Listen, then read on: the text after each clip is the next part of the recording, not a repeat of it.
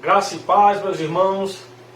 Estamos juntos outra vez para compartilharmos um pouco da palavra de Deus que se encontra no livro de João, capítulo 7, versículo de 1 a 13.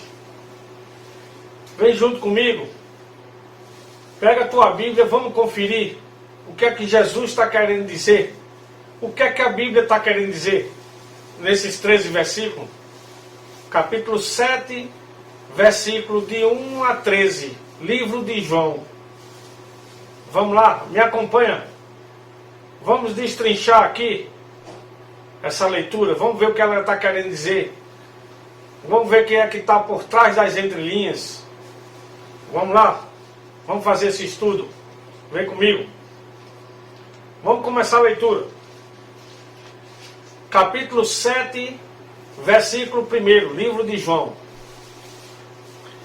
E depois disso, Jesus andava pela Galiléia e já não queria andar pela Judéia, pois os judeus procuravam matá-lo. Jesus disse aqui no primeiro versículo que não ia andar pela Judéia. Preferia estar na Galiléia, porque na Judéia os judeus queriam matá-lo. Não os judeus comuns, os judeus que viviam na Judéia. Os fariseus, os escribas, o povo que conhecia a lei, né? Que não aceitava as coisas que Jesus fazia. Os milagres, a cura num sábado, né? Jesus era o pão da vida, Jesus dizia que era o Filho de Deus. Então aqueles escribas, os fariseus, principalmente os fariseus que conhecia e não cumpria, cobrava do povo que eles fizessem de acordo com a lei, e eles mesmos não faziam. Várias vezes Jesus criticou-os, mas era esse povo que queria matar Jesus, né? E Jesus preferiu ficar na Galiléia, que era foi a terra onde ele nasceu, viveu, foi na Galiléia. Muitos milagres em Cafarnaum, em Nazaré, região da Galiléia. Muita história contada de Jesus aqui, do ministério de Jesus na Galiléia. Na Judéia era o que tinha um povo mais célebre, que conhecia a palavra de Deus, tinha os escribas, tinha o sinédrio, né? Então esse povo não gostava muito de Jesus não, procuravam Jesus para matá-lo. O próprio Jesus está dizendo isso, né? E a Galiléia era um pouco discriminada, né? A Galiléia era discriminada por esse povo. Era um povo mais da periferia, né? Um povo com menos conhecimento. Era o povo da Galiléia. Chegava a um ponto de dizer assim, no versículo 41, confere comigo. 41 do capítulo 7 diz o seguinte: outros diziam, este é o Cristo. Mas diziam outros, vem, pois, o Cristo da Galiléia. Cristo é ungido, né? O Cristo é ungido de Deus. E alguns perguntavam, vem alguma coisa boa da Galiléia, né? O Cristo vai vir da Galiléia? Então, era aquele povo discriminado. Vai vir daquele lugar, é como se fosse a periferia. Versículo 1. Versículo 2. E estava próximo à festa dos judeus, chamada de Festa dos Tabernáculos. Festa dos Tabernáculos. Essa festa já existia há muitos anos. Muitos anos. Isso aqui foi uma festa para o povo dar continuidade ao conhecimento do que Deus tinha feito com o povo na retirada do Egito. Que Deus tirou o povo do Egito. Então a festa dos tabernáculos era para lembrar gerações futuras que não alcançaram essa época, né? Com certeza. E que os pais passaram e que vem de geração em geração para eles se lembrarem do que Deus fez, né? Da retirada do povo do Egito. E essa festa dos tabernáculos é uma festa tradicional das três festas judaicas, que é a Páscoa, festa do Pentecoste e a dos tabernáculos. Essa era a mais famosa. Essa é de onde vinha gente de todo mundo, né? Os tabernáculos. E o povo vinham para a festa de muito longe, vinha muita gente de todo canto e faziam tendas como era feita lá na fuga do Egito, né? para a gente levar, para você ter um conhecimento maior. Você procura, se vocês quiserem me acompanhar na sua Bíblia, veja Levítico, capítulo 23, versículo 42 e 43. Eu vou ler para você. Versículo 42 do capítulo 23 de Levítico. 7 dias habitareis em tendas. Todos os naturais de Israel habitarão em tendas. 43. Para que saibam as vossas gerações que eu fiz habitar os filhos de Israel em tendas, quando os tirei da terra do Egito. Eu sou o Senhor, seu Deus. Então, Deus, aquele povo viveu nas tendas quando na saída do Egito, aquela caminhada, aquele tempo todo.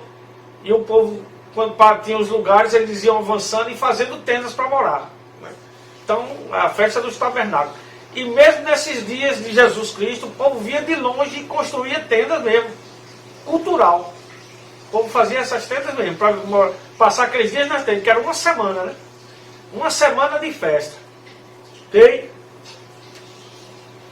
Então vamos para o versículo 3 e versículo 4. Versículo 3. Disseram-lhe, pois, os seus irmãos: sai daqui e vai para a Judéia, para que também os teus discípulos vejam as obras que fazem. Porque não há ninguém que procure ser conhecido, que faça coisa alguma em oculto. Se faz essas coisas, manifesta-te ao mundo. Então os irmãos de Jesus, né, filho de Maria e José, a Bíblia fala dos irmãos de Jesus. Jesus foi o primogênito, mas depois de Jesus, Maria e José teve filhos, vários filhos, tanto homens quanto mulheres, né? A Bíblia relata vários filhos de Maria e José. Então os próprios irmãos de Jesus, que não reconheciam Jesus como Senhor, Salvador, Filho de Deus, ungido de Deus, né? O Filho de Deus que vinha à terra para salvar, não reconhecia Jesus. Os próprios irmãos, família de Jesus, como muita gente entende como um tom de ironia que eles falaram, né? Sai daqui e vai para a Judéia, para que teus discípulos vejam as obras que fazem. Porque não há ninguém que procure ser conhecido. Dizendo que Jesus, que aquelas coisas que Jesus fazia, era para que Jesus se tornasse conhecido. Jesus fazia aquilo para tornar conhecido. Muito diferente do que Jesus pensava ou falava e dizia. Que o que Jesus fazia, queria que daquilo que Jesus fazia, Jesus queria que o povo reconhecesse ele como Filho de Deus. Não reconhecesse aquilo que ele fazia. Os milagres, tudo, para o povo entender que ele era o Filho de Deus. Que ele era o ungido de Deus, o Cristo, o enviado de Deus para salvar o povo de Israel. Então, Jesus não fazia nada para aparecer. Pelo contrário, as obras dele, os milagres, os ensinamentos, era tudo para que todo o povo reconhecesse Jesus como Senhor e Salvador das suas vidas. E os irmãos de Jesus mandando ir, né, para lá, porque multidão de gente, né, gente de todo canto, judeu de todo canto, né, e que ele fosse para lá para fazer o povo ver. Que esses milagres que tu faz aqui, se quer aparecer, vai para lá, faz e todo mundo vai ver, o mundo todo. Porque tem gente de todo mundo, judeu de toda parte do mundo, né? E o versículo 5 diz o seguinte: porque nem mesmo os seus irmãos acreditavam nele. Isso aqui para confirmar, né? Eu estava falando aqui, em vários lugares da Bíblia, Jesus, os irmãos de Jesus não manifestaram confiança no que Jesus fazia, que ele era o Filho de Deus. O 6, versículo 6 do capítulo 7 de João. Disse-lhe, pois, Jesus: ainda não é chegado o meu tempo, mas o vosso tempo está sempre pronto. Jesus disse que o tempo dele não estava pronto para aparecer para o mundo, né? Porque Jesus disse outras vezes aqui na Bíblia: não é chegado o meu tempo. No milagre da água, né, do transformar a água em vinho, Jesus também disse para Maria, mãe dele, que não era chegado o tempo dele, né? E outras passagens. Então Jesus disse que não era chegado o tempo dele, mas que o tempo daquele povo estava naquele momento. O nosso tempo hoje, o tempo daquele povo, está no presente. É agora que a gente pode fazer as coisas. Jesus tinha que esperar, porque Jesus tinha muita coisa para fazer ainda. Não estava no tempo dele de ser glorificado. Né? O tempo dele disse, quando ele não está no meu tempo, era no tempo de ser glorificado. No tempo de finalizar a obra. Então não estava no tempo dele ainda. Para aparecer ao mundo. Mas ele diz que o vosso tempo está sempre pronto. O nosso tempo, trazendo para hoje, está sempre pronto. É hoje que nós temos que reconhecer Jesus, não é amanhã. Nós não precisamos esperar. Hoje é o tempo de fazer alguma coisa, de buscar Jesus, de reconhecê-lo como Senhor e Salvador de nossas vidas, de entender através das Sagradas Escrituras que Ele é o Filho de Deus, que Ele ressuscitou dos mortos, que Deus ressuscitou Ele dos mortos, e ressuscitou com toda honra, toda glória e todo o poder, tanto no céu quanto na terra. Então hoje é o momento, hoje, agora. Não é amanhã que a gente tem que reconhecer isso. É hoje que nós temos que reconhecer Jesus e nos entregar a Ele. Andar conforme as vontades dele, os ensinamentos dele hoje. Então Jesus disse que o nosso tempo, o tempo daquele povo e o nosso, é sempre hoje. Né? Está sempre pronto. E Jesus disse no 7, o mundo não vos pode odiar, mas ele me odeia a mim, porquanto eu dele testifico que as suas obras são más. Subi vós à festa, eu não subo ainda a essa festa, porque ainda meu tempo não está cumprido. 2 versículos, vou ler de novo. O mundo não vos pode odiar, mas ele me odeia a mim, porquanto dele testifico que as suas obras são más. Subi vós, disse aos irmãos, subi vós a essa festa. Eu não subo ainda a essa festa, porque ainda o meu tempo não está cumprido. Jesus outra vez disse que o tempo dele não está cumprido, que ele não ia subir aquela festa, né, para se apresentar ao povo como os irmãos dele tinham solicitado para ele, né? Tinha dado a sugestão. E diz que o mundo não odeia eles. E odeia Jesus. Tanto é que queriam pegá-lo para matar. Não é? Hoje ainda acontece isso. O povo de Deus é odiado. Porque reconhece Jesus. Né? Ainda hoje existe uma discriminação. Existe um afastamento daquele povo de Deus, né? Em alguns setores.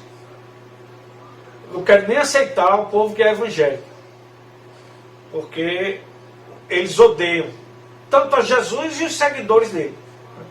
E aqueles que não são odiados porque não seguem, vivem, compartilham da mesma ideia daquelas pessoas que não reconhecem Jesus.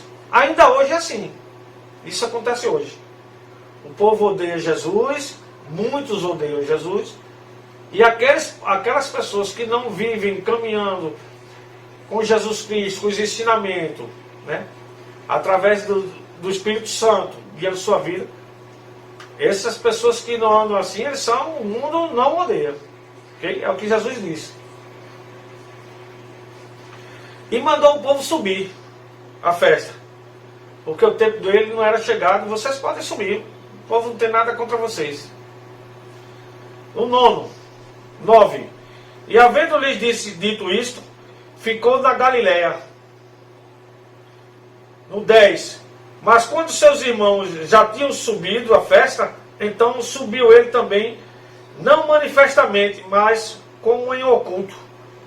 Então, ele disse aquelas coisas aos irmãos, que não ia, que não chegou o tempo dele. Então a família dele, os irmãos, subiram, né?